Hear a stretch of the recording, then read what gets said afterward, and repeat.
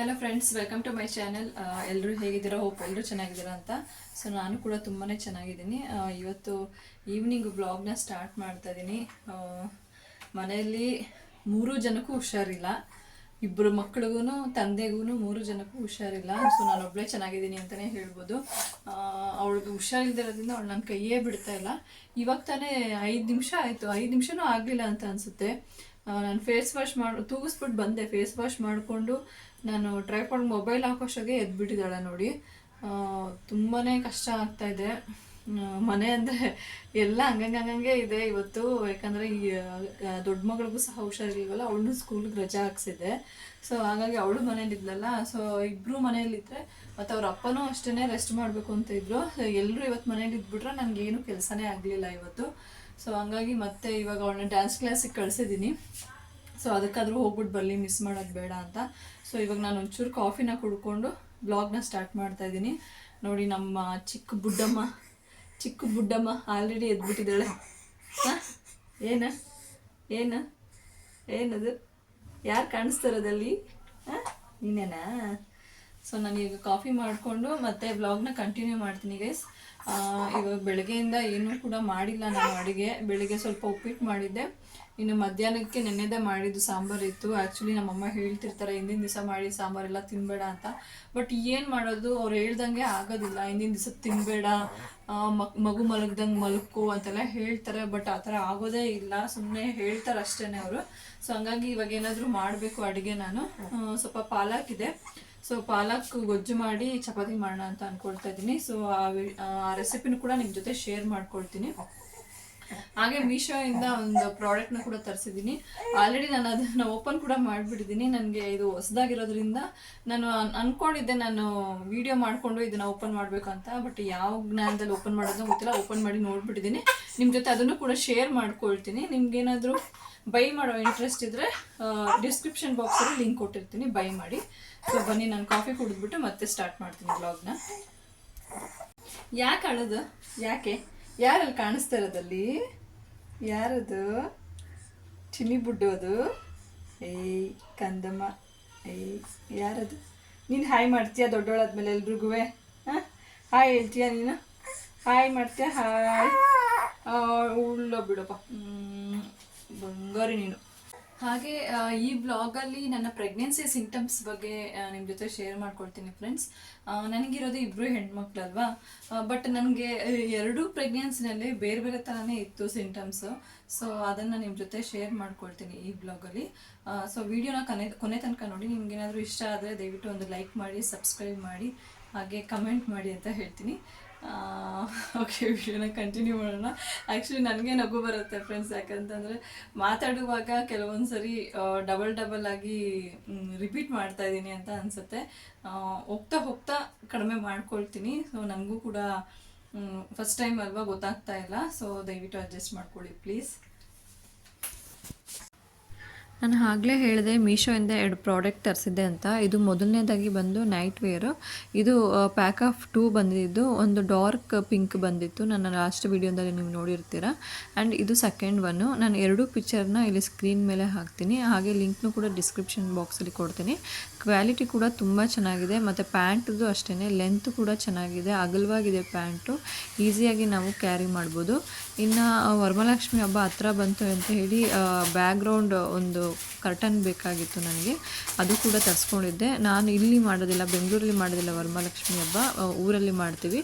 So ಹಂಗಾಗಿ ನಾನು ಅಲ್ಲಿ ಹೋದಾಗೆಲ್ಲ ಯಾವಾಗಲೂ ಬ್ಯಾಕ್ಗ್ರೌಂಡ್ಗೆ ಸೀರೆನೇ ಹಾಕ್ತಾಯಿದ್ವಿ. ಸೊ ಈ ಸರಿ ಒಂದು ಬ್ಯಾಕ್ಗ್ರೌಂಡ್ ಪಿಕ್ಚರ್ ಕರ್ಟನ್ ಬರೋ ಥರ ಯಾವುದಾದ್ರೂ ಇದ್ದರೆ ಬುಕ್ ಮಾಡ್ಕೊಳ್ಳೋಣ ಅಂತೇಳಿ ಇದು ತರಿಸಿದ್ದೆ. ಕ್ವಾಲಿಟಿ ಕೂಡ ತುಂಬಾ ಚೆನ್ನಾಗಿದೆ. ನೋಡಿ, ಈ ಥರ ಬರುತ್ತೆ ಇದು ಪ್ಯಾಟ್ರನ್ನು. ಮೇಲ್ಗಡೆ ಫುಲ್ಲು ಹೂವಿನ ತೋರಣ ಪಿಕ್ಚರ್ ಬರುತ್ತೆ, ಕೆಳಗಡೆನೂ ಅಷ್ಟೇ ಫುಲ್ಲು ಕೆಳಗಡೆ ಸ್ಟ್ರೈಟಾಗಿ ಒಂದು ಹೂವಿನ ತೋರಣ ಬರುತ್ತೆ, ಮಧ್ಯದಲ್ಲಿ ಹೂವಿನ ಡಿಸೈನ್ಗಳಿದೆ. ಇದು ಕೂಡ ಅಷ್ಟೇ, ಕ್ವಾಲಿಟಿ ತುಂಬಾ ಚೆನ್ನಾಗಿದೆ. ಯಾರಿಗಾದ್ರೂ ಬೈ ಮಾಡೋ ಇಂಟ್ರೆಸ್ಟ್ ಇದ್ದರೆ ಲಿಂಕ್ ಡಿಸ್ಕ್ರಿಪ್ಷನ್ ಬಾಕ್ಸಲ್ಲಿ ಕೊಟ್ಟಿರ್ತೀನಿ. ಮೊದಲಿಗೆ ಪಾಲಕ್ ಸೊಪ್ಪನ್ನ ಚಿಕ್ಕದಾಗಿ ಕಟ್ ಮಾಡಿ ಇಟ್ಕೊಳ್ಬೇಕು. ಪಾಲಕ್ ಸೊಪ್ಪು ಹೆಲ್ತ್ಗೆ ತುಂಬಾ ಒಳ್ಳೆಯದು. ನಾನು ವೀಕಲ್ಲಿ 2 ಟೈಮ್ ಯೂಸ್ ಮಾಡ್ತೀನಿ. ಈಗ ಮಿಕ್ಸಿ ಜಾರ್ಗೆ ಚಿಕ್ಕದಾಗಿ ಕಟ್ ಮಾಡಿರೋ ಒಂದು ಈರುಳ್ಳಿ, 12 ಎಸಳು ಬೆಳ್ಳುಳ್ಳಿ, 1 ಸ್ಪೂನ್ ಖಾರದ ಪುಡಿ ಹಾಕಿ ರುಬ್ಕೊಳ್ಬೇಕಾಗತ್ತೆ.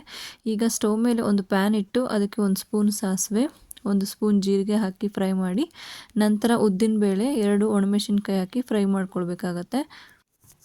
ನಂತರ ರುಬ್ಕೊಂಡಿರುವ ಮಸಾಲೆನ ಸೇರಿಸ್ಕೊಂಡು ಚೆನ್ನಾಗಿ ಫ್ರೈ ಮಾಡಿ, ಅದಕ್ಕೆ 1 ಸ್ಪೂನ್ ಧನಿಯಾ ಪುಡಿ, ಚಿಟಿಕೆ ಅರಿಶಿನ ಹಾಕಿ ಚಿಕ್ಕದಾಗಿ ಕಟ್ ಮಾಡಿರೋ ಪಾಲಕ್ ಸೊಪ್ಪನ್ನು ಕೂಡ ಸೇರಿಸ್ಕೊಂಡು ಚೆನ್ನಾಗಿ ಬೇಯಿಸ್ಕೊಳ್ಬೇಕಾಗತ್ತೆ. ಕೊನೆಯದಾಗಿ ಮ್ಯಾಶರಿಂದ ಸ್ವಲ್ಪ ಮ್ಯಾಶ್ ಮಾಡಿ ಫ್ರೈ ಮಾಡಿಕೊಂಡ್ರೆ ಪಾಲಕ್ ಗೊಜ್ಜು ತುಂಬಾ ಚೆನ್ನಾಗಾಗತ್ತೆ. ನಾನು ಇದಕ್ಕೆ ಕಾಂಬಿನೇಷನ್ ಆಗಿ ಚಪಾತಿ ಮಾಡ್ಕೊಂಡಿದ್ದೆ. ನೀವು ಇದನ್ನು ರೈಸ್ ಜೊತೆ ಕೂಡ ತಿನ್ಬೋದು. ಪಾಲಕ್ ಸೊಪ್ಪನ್ನು ವಾರದಲ್ಲಿ 1 ದಿವಸ ಆದರೂ ಅಡುಗೆಯಲ್ಲಿ ಬಳಸಬೇಕಾಗತ್ತೆ. ಯಾಕೆಂದರೆ ಇದರಲ್ಲಿ ತುಂಬಾ ಐರನ್ ಕಂಟೆಂಟ್ ಇರೋದ್ರಿಂದ ದೇಹಕ್ಕೆ ಕೂಡ ತುಂಬಾ ಒಳ್ಳೆಯದು. ಮತ್ತು ನಮ್ಮ ಒಂದು ಸ್ಕಿನ್ನಿಗಾಗಲಿ, ಒಂದು ಹೇರ್ಸಿಗಾಗಲಿ ಮತ್ತು ನಮ್ಮ ಹೃದಯಕ್ಕೆ ಕೂಡ ಇದು ತುಂಬಾ ಒಳ್ಳೆಯದಂತಲೇ ಹೇಳ್ಬೋದು.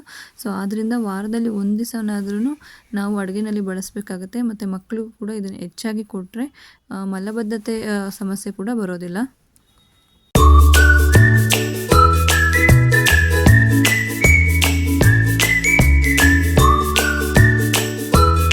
Welcome back friends. ವಿಡಿಯೋನ ನೋಡ್ಕೊಂಡು ಬಂದ್ರಿ ಅಂತ ಅನಿಸುತ್ತೆ. ರೆಸಿಪಿ ತುಂಬಾ ಚೆನ್ನಾಗಿ ಬಂದಿತ್ತು, ತುಂಬಾ ಹೆಲ್ತಿ ಕೂಡ ಅದು. ಒಮ್ಮೆ ಟ್ರೈ ಮಾಡಿ. ಇನ್ನು ನನ್ನ ಪ್ರೆಗ್ನೆನ್ಸಿ ಸಿಂಟಮ್ಸ್ ಬಗ್ಗೆ ಹೇಳ್ತೀನಿ ಆಗಲೇ ಅಂತ ಹೇಳಿದೆ ನಿಮಗೆ. ಪಾಪನು ಮಲಗಿಸ್ತಾ ಇದ್ದೀನಿ. ನಾವು ಊಟ ಎಲ್ಲ ಮಾಡಿಬಿಟ್ಟು ಕೂತಿದ್ದೀನಿ. ಯಾಕೆ ಈ ಟೈಮಲ್ಲಿ ಅಂತಂದರೆ ಯೂಟ್ಯೂಬಲ್ಲಿ ಸಕ್ಸಸ್ ಕಾಣಬೇಕು ಅನ್ನೋದು ಒಂದು ನನ್ನದು ಕನಸು ಅಂತಲೇ ಹೇಳ್ಬೋದು. ಅದಕ್ಕಾಗಿ ಇಷ್ಟೊಂದು ಪರಿಶ್ರಮ ಹಾಕ್ತಾಯಿದ್ದೀನಿ ಅಷ್ಟೇ. ಇನ್ನು ನನ್ನ ಸಿಂಟಮ್ಸ್ ಬಗ್ಗೆ ಹೇಳೋದಾದರೆ, ನನಗೆ ಇದ್ದಿದ್ದು ಫಸ್ಟು ಹೆಣ್ಮಗುನೇ, ಈಗ 2ನೇದು ಹೆಣ್ಮಗುನೇ. ಫಸ್ಟು ನನ್ನ ಹೆಣ್ಮಗುದು ತೊಗೊಂಡ್ರೆ ಫಸ್ಟ್ ನಾನು ತಗೊಳ್ಳೋದು ಫೀಟಲ್ ಹಾರ್ಟ್ ರೇಟು. ಎಲ್ಲರೂ ಹೇಳ್ತಾರೆ FHR ಕಡಿಮೆ ಇದ್ದರೆ ಗಂಡು ಮಗು, FHR ಜಾಸ್ತಿ ಇದ್ದರೆ ಹೆಣ್ಮಗು ಅಂತೇಳಿ. ನನ್ನ ಕೇಸಲ್ಲಿ ಏನಾಯಿತು ಅಂತಂದರೆ, ನನ್ನ ಫಸ್ಟ್ ಮಗಳಿಗೆ FHR ಜಾಸ್ತಿನೇ ಇತ್ತು, 180 ಇತ್ತು. ಸೊ ನನಗಾಗಲೇ ಕನ್ಫರ್ಮ್ ಆಗುತ್ತೆ ಹೆಣ್ಮಗು ಅಂತೇಳಿ. ಬಟ್ 2ನೇ ಮಗು ಪ್ರೆಗ್ನೆನ್ಸಿಲಿ ಏನಾಯಿತು, FHR ತುಂಬಾ ಕಡಿಮೆ ಇತ್ತು, ಬರೀ 118 ಇತ್ತು ಅಷ್ಟೇ ಸ್ಟಾರ್ಟಿಂಗಲ್ಲೇ. ಸೊ ನಾವು ಗೆಸ್ ಮಾಡಿದ್ವಿ ಮೇ ಬಿ ಗಂಡು ಮಗು ಆಗ್ಬೋದು ಅಂತ ಹೇಳ್ಬಿಟ್ಟು. ಸ್ಟಾರ್ಟಿಂಗಲ್ಲಿ 118 ಇದ್ದಿದ್ದು, ಆಮೇಲೆ ಜಾಸ್ತಿ ಆಗ್ತಾ ಹೋಗ್ತು. ಬಟ್ ಹತ್ತಿರ 5 ಮಂತ್ಸ್ 6 ಮಂತ್ಸಲ್ಲಿ 136, 138, 140 ಇದೇ ಥರನೇ 140 ಒಳಗಡೆ ಇತ್ತು. ಸೊ ನಾವು ಕೂಡ ಗೆಸ್ ಮಾಡಿದ್ವಿ ಗಂಡು ಮಗು ಆಗ್ಬೋದೇನೋ ಅಂತ. ಸೊ ನನ್ನ ಗೆಸ್ಸಿಂಗ್ ಅಲ್ಲೂ ಕೂಡ ಸುಳ್ಳಾಯಿತು. ಇನ್ನು ಪ್ಲಾಸೆಂಟಾ, ಆ್ಯಂಟೀರಿಯರ್ ಪ್ಲಾಸೆಂಟಾ ಇದ್ದರೆ ಹೆಣ್ಮಗು, ಪೋಸ್ಟೀರಿಯರ್ ಪ್ಲಾಸೆಂಟ್ ಇದ್ದರೆ ಗಂಡು ಮಗು ಅಂತ ಹೇಳ್ತಾರೆ. ನನಗೆ ನನ್ನ ದೊಡ್ಡ ಮಗಳ ಪ್ರೆಗ್ನೆನ್ಸಿನಲ್ಲಿ ನಂದು ಪ್ಲಾಸೆಂಟಾ ಇದ್ದಿದ್ದು ಬಂದು ಆ್ಯಂಟೀರಿಯರು, ಚಿಕ್ಕ ಮಗಳು ಪ್ರೆಗ್ನೆನ್ಸಿನಲ್ಲಿ ಇದ್ದಿದ್ದು ಪೋಸ್ಟೀರಿಯರು. ಸೊ ನಾವು ಇದರಲ್ಲೂ ಅಂದ್ಕೊಂಡಿದ್ವಿ ಗಂಡು ಮಗು ಆಗುತ್ತೆ ಅಂತ ಹೇಳ್ಬಿಟ್ಟು. ಇನ್ನೇನಿದೆ, ಕ್ರೇವಿಂಗ್ಸ್ ಅಂತ ತಗೊಂಡ್ರೆ, ನನ್ನ ಫಸ್ಟ್ ಮಗಳು ಪ್ರೆಗ್ನೆನ್ಸಿನಲ್ಲಿ ನಾನು ಹೆವಿಯಾಗಿ ಸ್ವೀಟ್ ತಿಂದಿದ್ದೆ.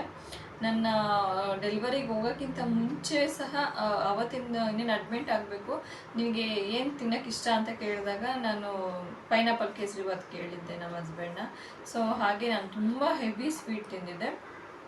ಅದೇ ಸೆಕೆಂಡ್ ಪ್ರೆಗ್ನೆನ್ಸಿನಲ್ಲಿ ಉಲ್ಟಾ ಅಂತಲೇ ಹೇಳ್ಬೋದು. ನಾನು ಏನಂದರೆ ಏನೂ ಸಹ ತಿಂದಿಲ್ಲ. ನಾನು ಮನೆಯಲ್ಲಿ ಏನೂ ಮಾಡ್ಕೊಂಡಿರಲಿಲ್ಲ, ನನಗೆ ಯಾರೂ ಸಹ ಏನೂ ಮಾಡಿ ಕೊಡಲಿಲ್ಲ. ಹೊರಗಡೆನೂ ಸಹ ನಾನು ಸ್ವೀಟ್ಸ್ ಕೂಡ ತಿನ್ನಲಿಲ್ಲ ಏನೂ. ಹಂಗಂತ ಖಾರ ಸಹ ತಿಂದಿಲ್ಲ. ಎರಡು ಬ್ಯಾಲೆನ್ಸ್ಡ್ ಅಂತಲೇ ಹೇಳ್ಬೋದು. ಸ್ವೀಟ್ ಅಂತೂ ತಿಂದೇ ಇಲ್ಲ ಬಿಡಿ. ಸೊ ಈ ಥರ ಆಯಿತು. ಸ್ವೀಟ್ ತಿಂದರೆ ಹೆಣ್ಮಗು, ಖಾರ ತಿಂದರೆ ಗಂಡು ಮಗು ಅಂತ ಹೇಳ್ತಾರೆ. ಸೊ ಇದು ಸುಳ್ಳಾಯಿತು. ಕಾಲು ಊತ ಬಂದರೆ ಗಂಡು ಮಗು ಅಂತ ಹೇಳ್ತಾರೆ, ಕಾಲು ಊತ ಬಂದಿಲ್ಲ ಅಂತಂದರೆ ಹೆಣ್ಮಗು ಅಂತ ಹೇಳ್ತಾರೆ ನಮ್ಮ ಕಡೆ. ಕಾಲು ಊತ ಬಂದುಬಿಟ್ರೆ ಸರಿ ನಿಂಗೆ ಗಂಡು ಮಗು ಆಗುತ್ತೆ ಅಂತ ಹೇಳ್ತಾರೆ. ನನಗೆ ಕಾಲು ಊತ ಬಂದಿತ್ತು.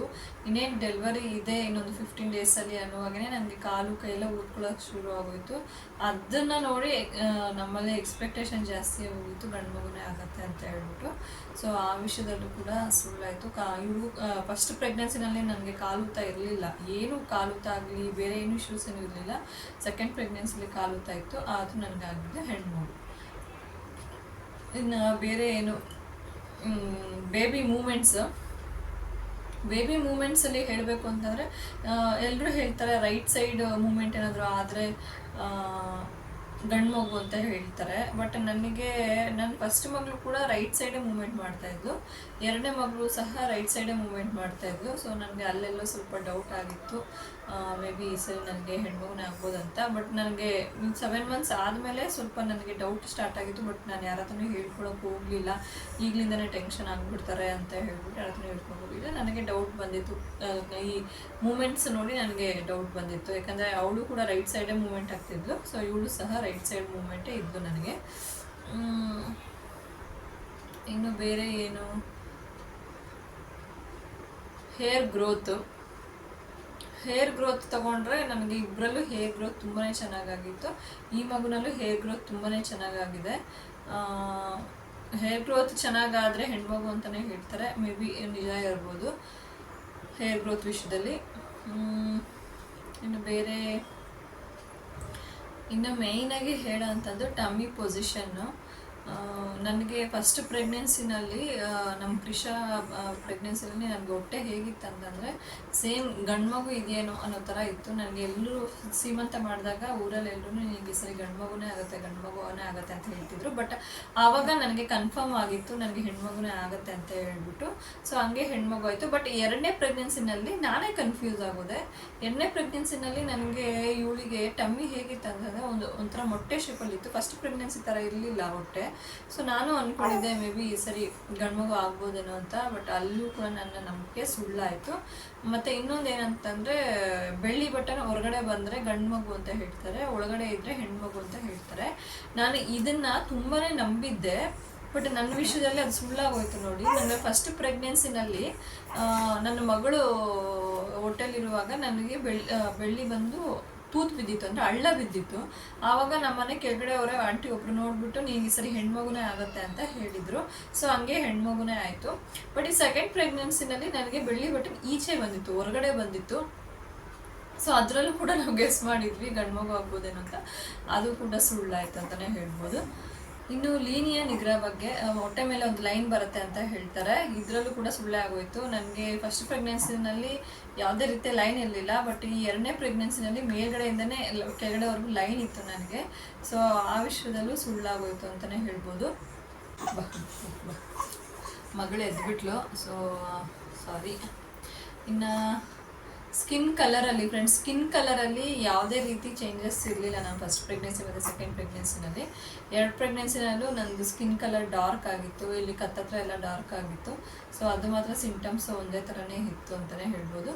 ಮತ್ತು ಮೇಯ್ನಾಗಿ ಚೈನೀಸ್ ಕ್ಯಾಲೆಂಡರು ಸ್ವಲ್ಪ ನಂಬ್ತೀನಿ ನಾನು. ಅದೇ ನಿಜನೋ ಸುಳ್ಳು ಗೊತ್ತಿಲ್ಲ, ಬಟ್ ನಾನು ನಂಬ್ತೀನಿ.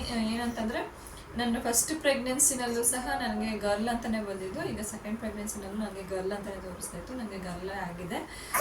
ನಾನು ಹೇಳೋದು ಇಷ್ಟೇ ಫ್ರೆಂಡ್ಸ್, ಸಿಂಟಮ್ಸು ಎಲ್ಲ ನಿಜವಾಗ್ಲೂ ನಿಜ ಅಲ್ಲ. ಒಂದೊಂದು ಪ್ರೆಗ್ನೆನ್ಸಿ ಒಂದೊಂದು ಥರ, ಒಬ್ಬೊಬ್ರು ಬಾಡಿ ಒಂದೊಂದು ಥರ ಇರುತ್ತೆ.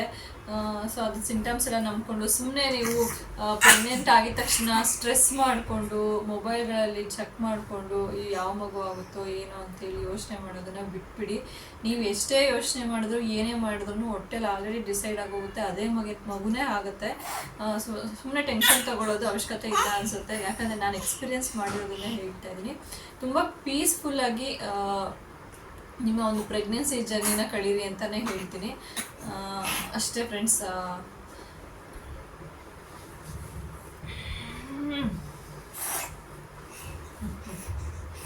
ತುಂಬ ಪೀಸ್ಫುಲ್ಲಾಗಿ ನಿಮ್ಮ ಪ್ರೆಗ್ನೆನ್ಸಿನ ಕಳೀರಿ, ಎಂಜಾಯ್ ಮಾಡಿ ನಿಮ್ಮ ಪ್ರೆಗ್ನೆನ್ಸಿನ ಅಂತ ಹೇಳೋಕ್ಕೆ ಇಷ್ಟಪಡ್ತೀನಿ ಫ್ರೆಂಡ್ಸ್. ನನ್ನ ಮಗಳು ಸಹ ಎದ್ಲು, ನಾನು ಅವಳು ಇಟ್ಕೊಂಡೇ ವೀಡಿಯೋನ ಮಾಡ್ತಿದ್ದೆ. ಸೊ ಇಷ್ಟೇ ಫ್ರೆಂಡ್ಸ್. ನಿಮಗೆ ಈ ವಿಡಿಯೋ ಇಷ್ಟ ಆಗಿದ್ದರೆ ಲೈಕ್ ಮಾಡಿ, ಶೇರ್ ಮಾಡಿ, ಹಾಗೆ ಸಬ್ಸ್ಕ್ರೈಬ್ ಮಾಡಿ.